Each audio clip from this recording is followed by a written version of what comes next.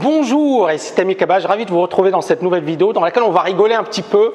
On va parler de swing trading et de day trading. Alors il y a des fausses idées qui sont répandues sur le day trading et sur le swing trading également. Eh bien je vais vous dire moi ce que j'en pense dans 2 petites secondes. À tout de suite.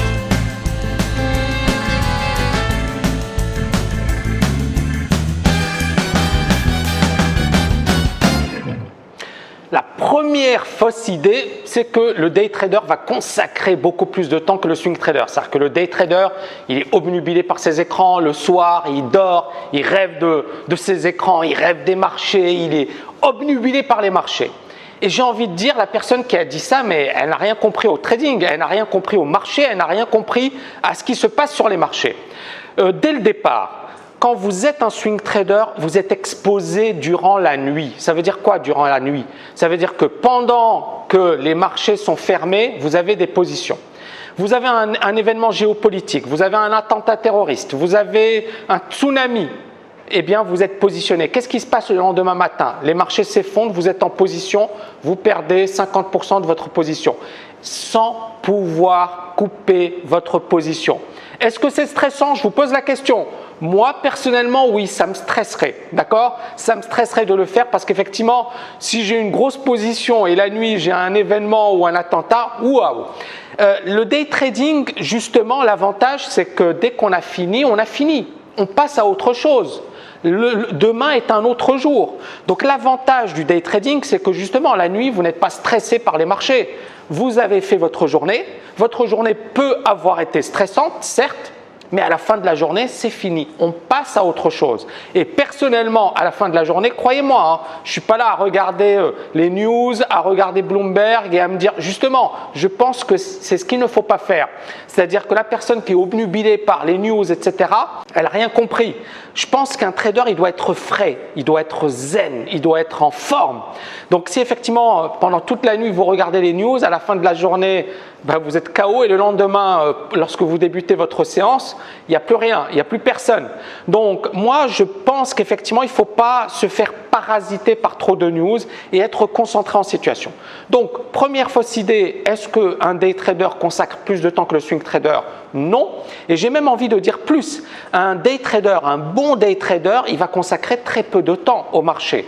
Par exemple, sur les marchés US, hier, c'était le vendredi 15, on avait des marchés qui étaient superbes. D'ailleurs, la semaine dernière, pour moi, c'était une super bonne semaine. Eh bien, vous savez combien, personnellement, je suis resté sur les marchés? 15 minutes. 15 minutes. Et par la suite, j'aurai des vidéos, je vais publier des vidéos de mes trading en live, mais 15 minutes sur les marchés. Est-ce que vous connaissez un métier où en 15 minutes, vous avez fait votre journée? Il n'y en a pas beaucoup.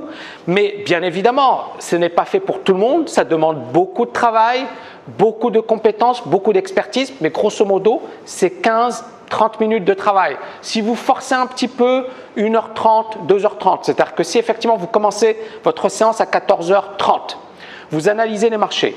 15h30, le marché US ouvre. Grosso modo, le plus important, c'est l'ouverture, c'est-à-dire les 15 premières minutes. Mais supposons que vous voulez travailler un peu plus que l'ouverture. Donc, vous travaillez 1h30. Donc, on a bien dit 1h30 après l'ouverture du marché, 1 heure avant l'ouverture de manière à se préparer. Ça nous fait 2h30. Est-ce que ça vaut le coup en gagnant quelque chose d'assez correct de travailler 2h30 par jour? Oui. Et est-ce que ça le fait? Oui. Donc pour moi, effectivement, un bon day trader va consacrer beaucoup moins de temps qu'un swing trader et sera beaucoup moins stressé qu'un swing trader.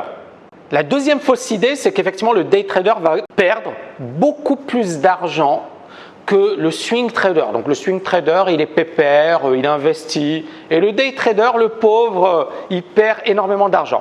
Encore une fois, il faut arrêter de dire n'importe quoi. Et on prend des statistiques, on dit voilà qu'il y a 90% de day traders qui perdent et qu'il y a 50% de swing traders qui perdent. Je ne sais pas d'où elles viennent ces statistiques, j'aimerais bien les découvrir.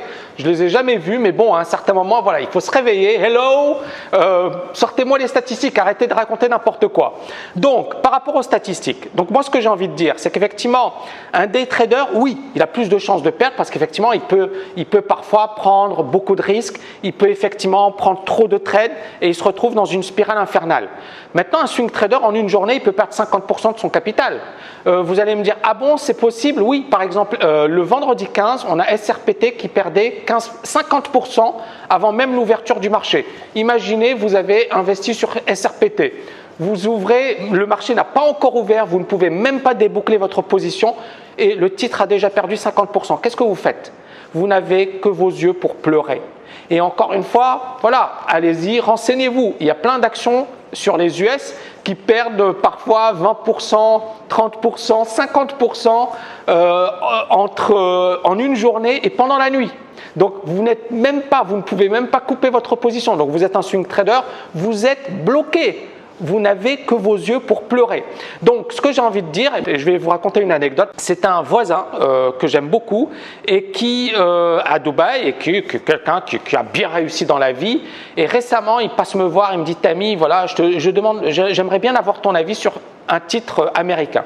Il me dit, qu'est-ce que tu en penses de ce titre? Je lui dis, écoute, moi, je ne suis pas haussier. Il l'avait acheté, ça valait environ $5, $5,50. Ça vaut aujourd'hui $2,50, même pas $2,20. 2 mois, 3 mois après, il a perdu 50% de sa valeur.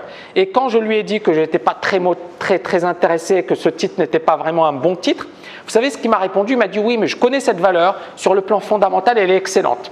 Et ça, c'est intéressant, c'est qu'encore une fois, quand quelqu'un a investi sur un titre, il essaie de se convaincre que c'est le bon titre. C'est bien du swing trading, on est bien d'accord que c'est du swing trading. Pourtant, il est en train de perdre 50% sur son investissement. Et peut-être que ça peut s'aggraver parce qu'on n'est pas sur des marchés extraordinaires. Donc, encore une fois, ce que j'ai envie de vous dire, c'est que ce n'est pas le swing trader ou le day trader qui perd le plus, c'est le mauvais trader qui perd le plus. Donc, un bon day trader peut gagner beaucoup plus qu'un swing trader. Un bon swing trader peut gagner beaucoup plus qu'un mauvais day trader. Je pense qu'encore une fois, le plus, c'est d'être un pro dans son approche. Arrêtez de me dire il y a tel style qui est meilleur qu'un autre. C'est comme si on était là à comparer un coureur de fond, donc quelqu'un qui fait du 10 000 mètres, à un sprinter. Je vous pose la question, qui va gagner? À court terme, c'est le sprinter et sur une distance longue, c'est le coureur de fond. Est-ce qu'on a avancé? Non, ce sont deux styles différents. Le day trader, il est rapide, il prend des positions rapidement avec des leviers plus importants, mais son but effectivement, c'est pas de s'éterniser sur les marchés et c'est effectivement de jouer un moment précis. Un swing trader, il va jouer une idée de fond. Il va avoir des capitaux des stop loss beaucoup plus importants et bien évidemment, parfois il va prendre moins de trades parce qu'effectivement son objectif c'est de jouer un mouvement sur une semaine, 2 semaines, 1 mois, 2 mois. Encore une fois, ça dépend. Mais on voit bien que ce sont deux styles différents. Arrêtez encore une fois de raconter n'importe quoi. Donc pour moi, effectivement, chaque style a ses avantages et a ses inconvénients. Le plus important pour vous, c'est de déterminer quel est le style qui vous convient, quel est le style qui effectivement vous permet d'être performant sur les marchés. C'est ça le plus important. Troisième idée fausse, donc le swing trader est beaucoup moins stressé que le day trader. Encore une fois, j'ai envie de rigoler. Pour moi, un day trader, à la fin de la journée, il a fini. Et parfois, effectivement, sa journée peut être très rapide. Le swing trader, il dort avec ses positions. Alors attention, ça ne veut pas dire que personnellement, je ne fais pas de swing trading. J'en fais. Mais j'en fais à des moments précis. J'en fais par exemple quand on a des gros mouvements directionnels. Par exemple, sur l'euro-dollar, quand ça valait les 1,40, 1,35, j'avais shorté, mais on était dans un mouvement puissant. Et donc, pour moi, effectivement, j'avais une conviction, j'avais une grosse conviction et ça valait vraiment le coup. Puisqu'on est passé de 1,35 à 1,05, là, ça vaut moins de 1,10. Donc, ça valait vraiment le coup. C'était un mouvement puissant en tendance. Maintenant, je préfère le day trading parce que l'avantage, c'est que ça me permet d'être focalisé pendant un certain nombre d'heures. J'adore également le fait d'être totalement concentré. Moi, ça me rappelle le sport de haut niveau, ça me rappelle un jeu d'échecs. C'est-à-dire qu'on est là et c'est très rapide. Et puis, bien évidemment, c'est les émotions, c'est la gestion de ses émotions, c'est la gestion de ses réflexes, c'est être totalement concentré en situation. Maintenant, est-ce que c'est stressant? Oui, bien évidemment. Vous mettez de l'argent sur la table.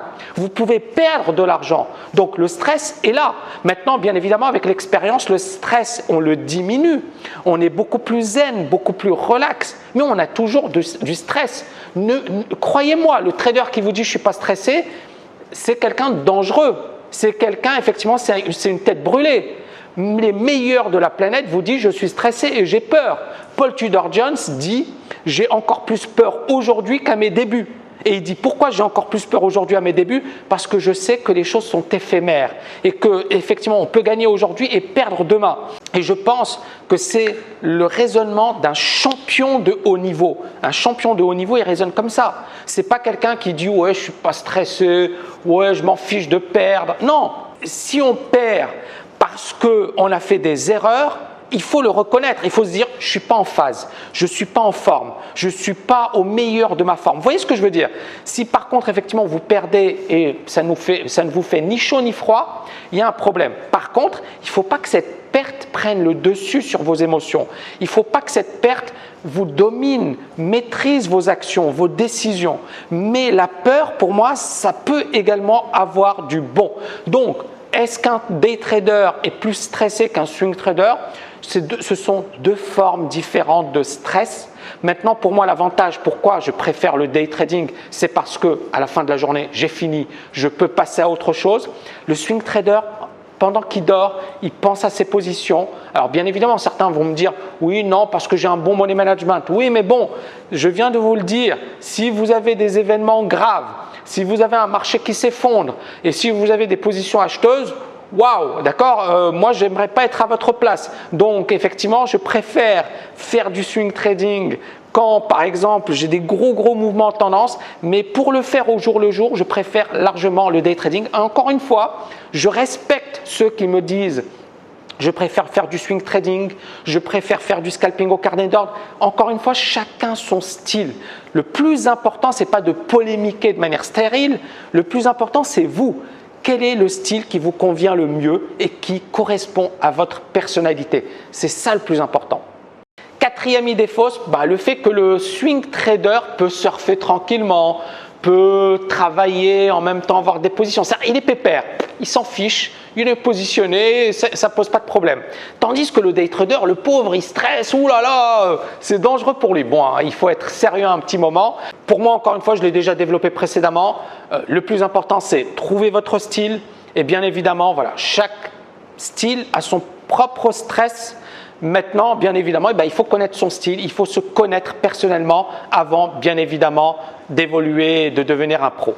Donc, pour conclure, dans cette vidéo, je ne vous dis pas le swing trading c'est meilleur que le day trading et je ne vous dis pas le day trading c'est meilleur que le swing trading. Je ne vous dis pas que le day trading, parce qu'encore une fois, voilà, je vais avoir les personnes qui sont fans de swing trading qui vont me dire sous la chaîne YouTube, qui vont me dire oui mais Tammy, le swing trading c'est mieux, oui mais Tammy, le scalping au carnet d'ordre c'est mieux et travailler. Non, mais on va être un peu sérieux. Le plus important, c'est ce qui marche, d'accord? Pour moi, le day trading sur les actions US, j'adore, ça marche. Le swing trading, j'en fais de temps en temps, j'en fais pas beaucoup. Maintenant, le plus important, encore une fois, c'est pas de polémiquer de manière stérile en disant tel style est meilleur que tel autre, mais de donner des faits. Pourquoi, pour moi, ce style est meilleur, mais de manière objective, sans bien évidemment décrier les autres styles et sans bien évidemment taper sur les autres styles. Ça ne fait pas avancer les choses, mais encore une fois, on est à la cour d'école. Donc, essayez de relever les débats, s'il vous plaît, chers traders. Et le plus important, encore une fois, n'oubliez pas de liker notre vidéo si vous l'avez aimé. Si vous ne l'avez pas aimé, faites un petit like quand même. À très bientôt.